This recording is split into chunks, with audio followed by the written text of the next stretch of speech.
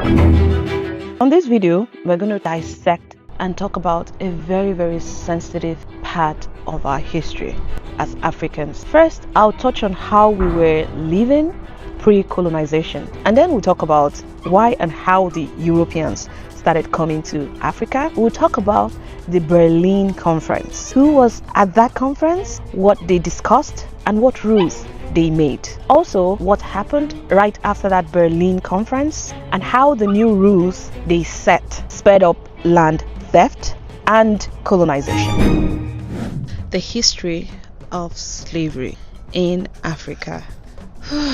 First, I'll touch on how Africans were living before the first white man stepped their foot on African shores. And then we'll talk about why and how the Europeans started coming to Africa. We'll talk about the Berlin Conference, who was at that conference, what they discussed, and what rules they made. Also, what happened right after that Berlin Conference and how the new rules they set sped up land theft and colonization. So how was life in Africa before the colonization? Before the Europeans came, Africa was a home to several kingdoms and empires. We had the Kingdom of Benin in present-day Nigeria with advanced arts, architecture, and a complex political system. We had the Ashanti Kingdom in Ghana, strong in gold, trade, and organized military. We also had the Zulu Kingdom in South Africa, known for its warriors and nation building. We had the Ethiopian Empire that successfully resisted colonization. There was the Songhai Empire that had schools and universities in places like Timbuktu, etc. These kingdoms had their own governments, armies, schools, markets, and spiritual systems. As at then, people traded gold, salt, spices, ivory, fabric like African textiles across long trade routes. So this is how Africa was living pre-colonization. This beautiful land with people that had structures and system, and they engaged in several trades like I talked about.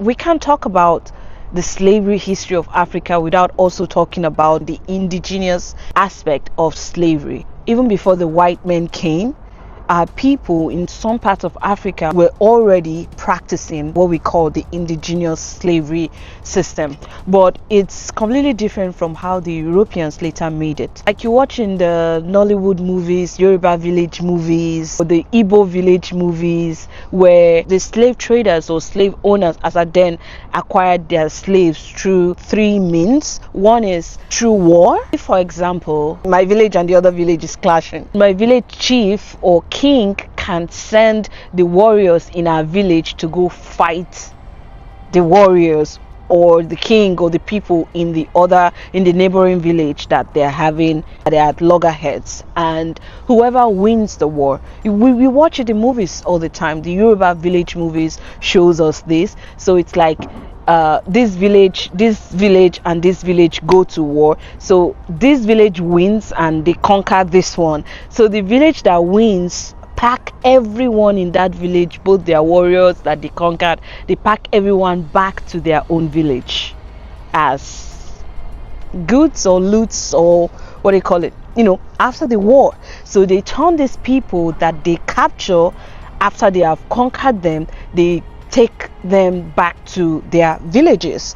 Now, this one way that they would acquire slaves back then. The second way is through debt. If back then I happen to be the richest person in my village and I maybe offer loans to people, I borrow people money. If someone comes to me and they want to borrow money now, we can make an agreement. Our ancestors usually calculated time using the moon. If someone, for example, comes to me to borrow money, we can make an agreement where I'm like, I expect you to return this money 10 moons from today.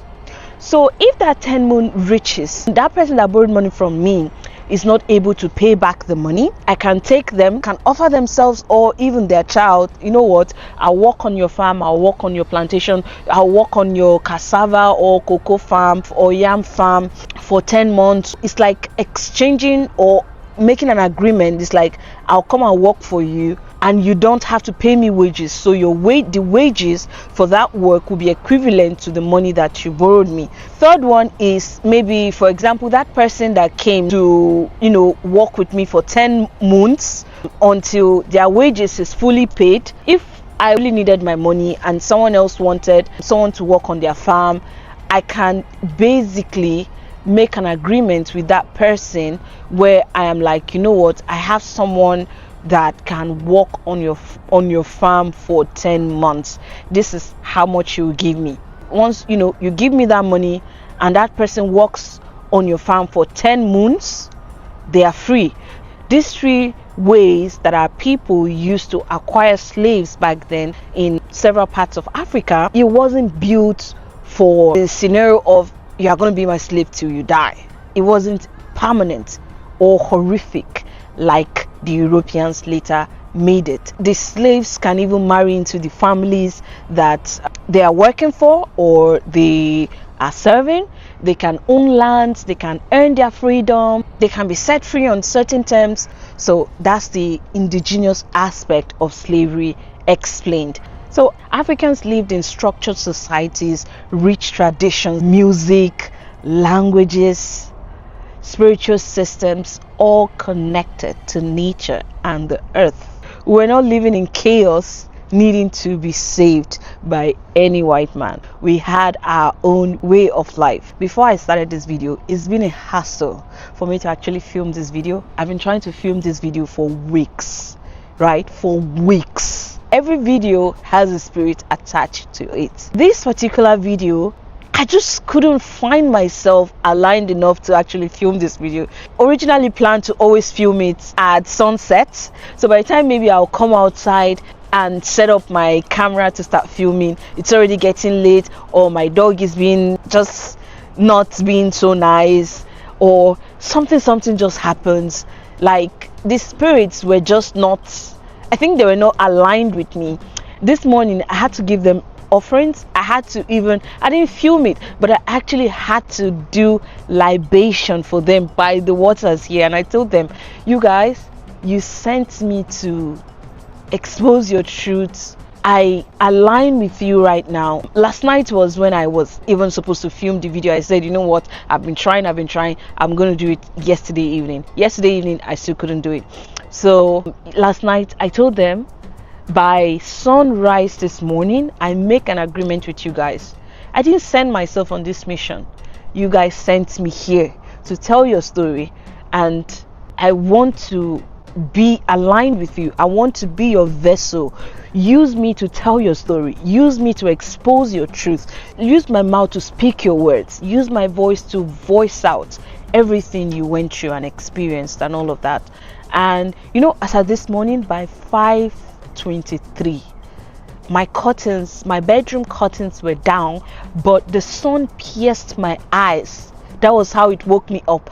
I'm not a morning person. I usually wake up like late in the mornings, but this morning by 5:23 at exactly sunrise, I was woken up. So I had to get up, dress up, and then when I came again, I had to pour libation for them and just let them know I'm doing your work. And yeah, we're here right now. Everything is just flowing.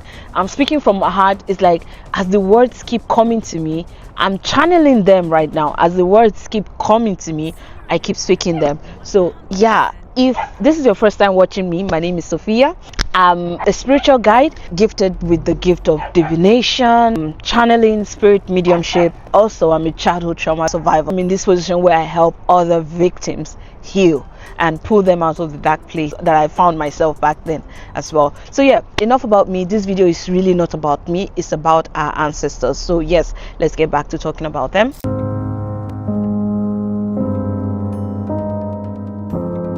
So how did these Europeans even start coming into Africa? In the late 1400s, that is the 15th century, the Portuguese were the first Europeans to build ships that were strong enough to sail down the West African coast. They built these ships for them to be able to transport gold, ivory, spices when they will come to trade with African merchants at the time. But soon they were rebuilt for slavery. So when they come to buy these things from African merchants, what did they usually pay with? Because back then there was no currency like we have right now. So there was a means of exchange where there was no paper notes like we have right now. So they used the trade by barter system.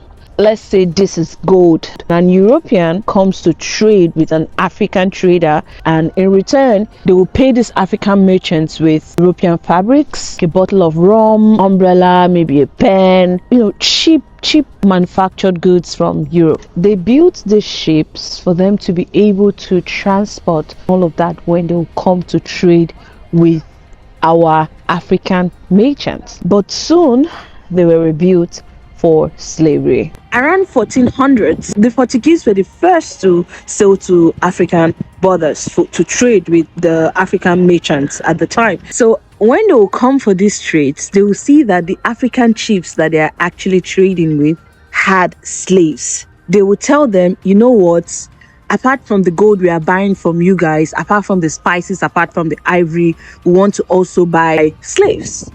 Okay, so the things that they will buy now change from just gold, but what they were paying with didn't change. So they found a way to brainwash those African merchants to believe that 40 human beings is worth one bottle of rum. 40 human beings is worth one umbrella, and these African chiefs would sell slaves to these European merchants. So let's talk about how did African slave owners start selling enslaved people to the European merchants. There are three major ways this happened. Number one, our people were sold. So as time went on, the demand for slaves went even higher, and some rulers or African chiefs saw it as a chance to gain wealth or power. So they began raiding rival villages or even accepting people from other tribes, and they would sell them off to their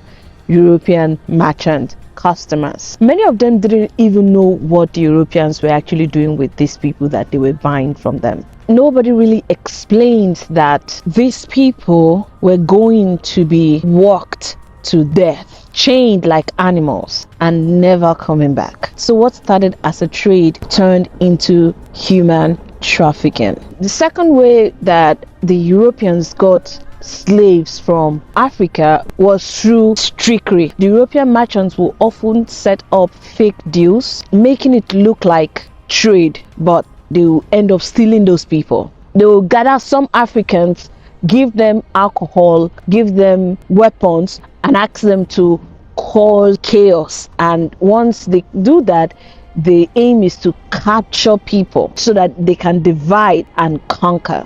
The third way is many were kidnapped or captured directly. As the demand grew, especially in the 1700s and 1800s, the Europeans started raiding African villages. They will capture people at night. They will chain them and march them to the coast, the seashores, and put them on the slave ships. So yes, many African chiefs participated willingly, that's out of greed or ignorance or even pressure. So this is how the transatlantic slave trade was born. In places like Haiti, the Caribbean, for example, they are black countries, right? They were actually slaves who, after they were sold to the Europeans, and once the slaves sight any free land, they would communicate between themselves, kill every European on board except the sailor, who they would instruct to take them to any nearby free land in sight. And when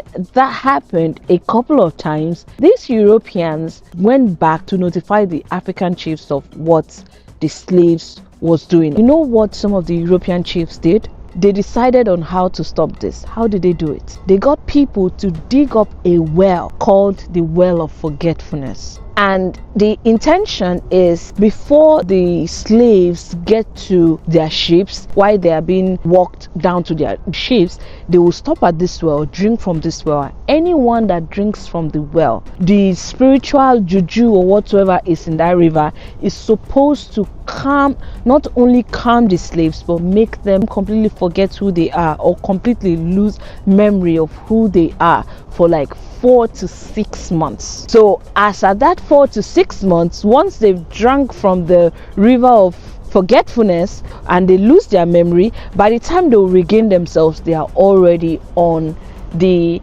Europeans or their slave masters' plantation farms working for them. So this to tell you that some of the African chiefs actually knew very, very well what they were doing. They knew what they were doing, and they didn't want the trade to stop because they felt like the trade was profiting them. But then there was more to the business that they themselves did not understand. The European merchants had ulterior motives. So usually during this trade, where they will buy gold, they will buy spices, they will buy ivory, and also slaves, they would usually give the African chiefs a treaty. They would tell the African merchants, this treaty is proof of friendship or proof of trade, that we had a successful trade. Meanwhile, the treaty might have something written on there in foreign language, because back then we had our languages. English was not our language. We were speaking various African languages, not English as the major language like we have right now. So the Portuguese merchants were trading with the African chiefs, the French merchants were trading with the African chiefs, the British merchants were trading with the African chiefs. So they usually would bring treaties after each trade, but then the paper might have something written on it that says, you now belong to the Queen of England, or you have handed over control of your land, resources, people, government control and power to the French. That was deception. They tricked them. That was the trickery. But then some will be like, I'm not going to sign because this is in foreign language, this is not our language. They'll go and get people that probably have learnt 1 or 2 English and they can translate. But even the translators have either been pressurized to tell the chiefs or give the chiefs translations that is completely different from what the paper actually originally carries. So after these treaties were signed, the European merchants will switch up. These treaty tricks happened mostly in the 1700s to mid 1800s, especially leading up to the Berlin Conference in 1884 to 1885. After a treaty is signed, they have 6 tactics that they use to colonize Africa. The first was trading with African chiefs and getting them to sign the treaty. That was number 1.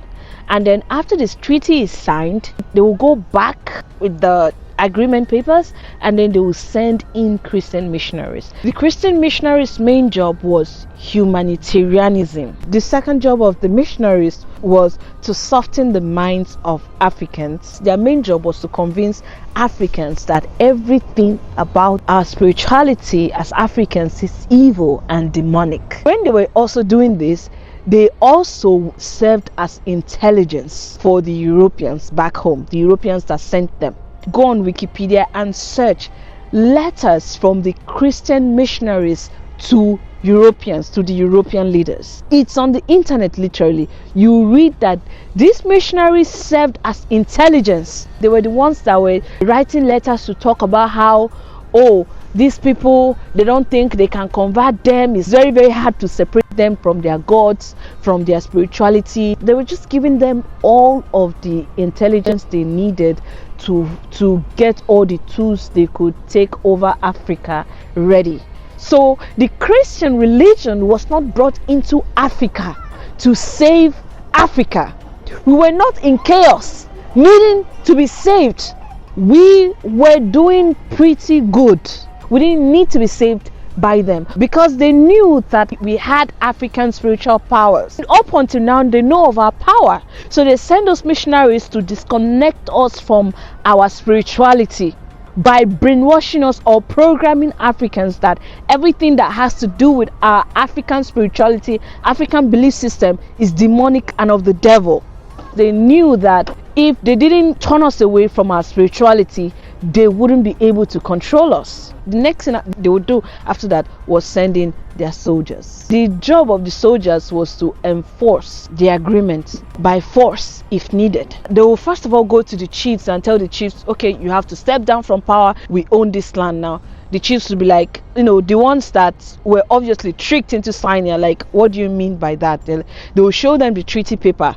Everything, you handed it over to us, you signed on it, so everything about you, even you yourself, you belong to us now. And if the chief wanted to argue that no, this is not what I was told before signing, they will either beat him up to death or exile him. They set rules that banned Africans from practicing the indigenous African spirituality. Anyone that was caught or found practicing African spiritual belief system should either be jailed for life or killed at the spot. After they brought their soldiers, they will now plant their flag. Now they've gotten the chiefs to sign shady treaties. They brought in missionaries. After the soldiers came, the administrators came. The administrators would bring these new laws that Queen of England had instructed that these are the laws that she wants to govern Nigeria. So in 1884, specifically from November 15th to February 26, 1885, the head of government in Germany held a meeting in Berlin and invited 14 European powers to this meeting. So that's Germany is number one. There's France, United Kingdom, Portugal, Belgium, then there was Spain, Italy, Netherlands, Russia, Hungary, Denmark, Sweden, the Ottoman Empire, that's modern day Turkey, then the United States of America. These were the 14 European powers that were present at that meeting. And what was the purpose of this meeting? These 14 countries met to discuss how they could divide Africa in a way that they don't end up fighting themselves in Africa in front of Africans. But then I want you to note that most of these countries that came to protect their trade interests or support their allies. So what are the main rules that were set at this Berlin conference?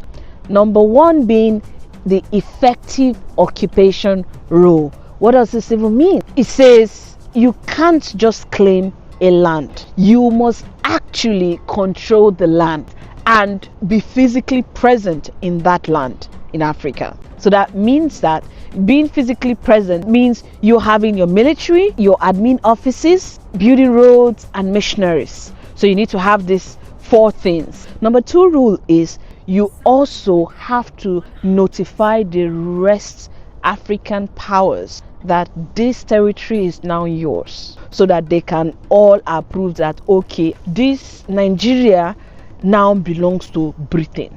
Then the number 3 rule they set at the Berlin conference was the free trade in the Congo Basin and River Niger area, that everyone gets access to trade in Central and West Africa. The number 4 rule they made at this meeting is that after they have colonized, they have put their missionaries, they have put their administrative offices, they put their military, etc., and they now own the place, then they should suppress the slave trade.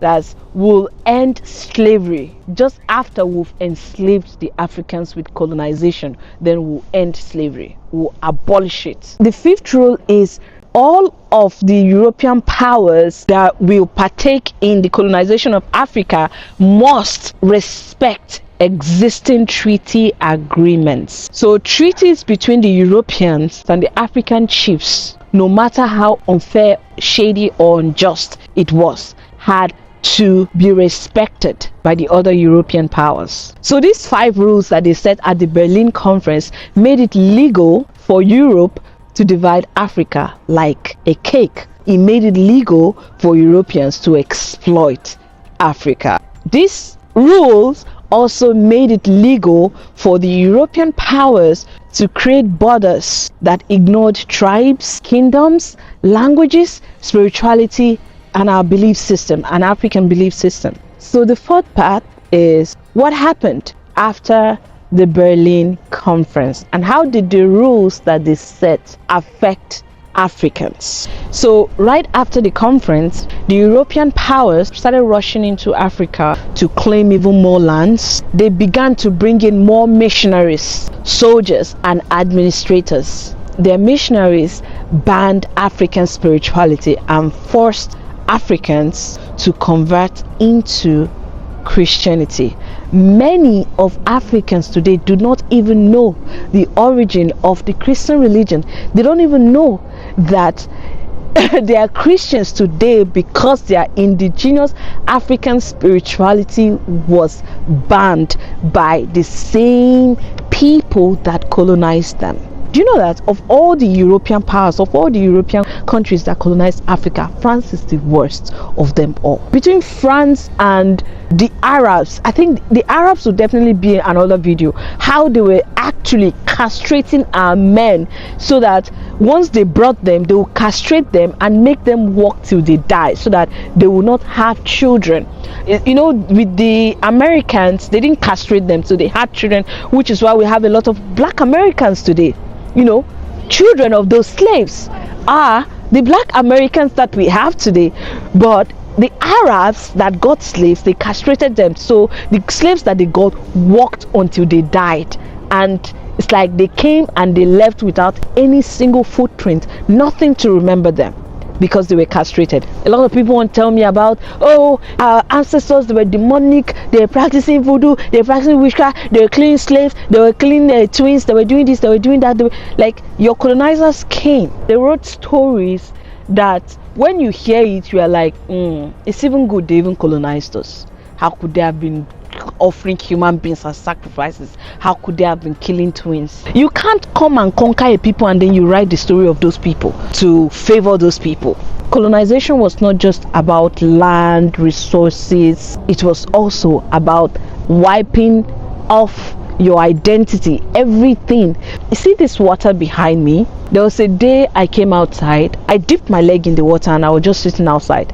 There's a white lady that came to me and she said, "What are you doing?" I said, "Well, I'm just resting by the water." She said, "You're a black woman, you're very powerful." I said, "Why did you ask?" She said, "Because just your skin alone, your melanin alone, you guys have power in your veins, spiritual power in your vein." She was talking like she was scared of me. And I was like, wow, these people know our power, but we don't know our power. Because they know our power is the very reason that their missionaries up until today work so hard to make sure they strip us of everything that connects us to our source of power, which is our spirituality and our African belief system. So they banned traditional African belief system, burned down their shrines, their oracles, their rituals, and replaced them with Catholic churches. Africa's colonization didn't start with guns. It started with gold, deception, and spiritual warfare. It's time we remember our truth. It's time we honor our ancestors. It's time we reclaim our power. Decolonize your mind. I love you all.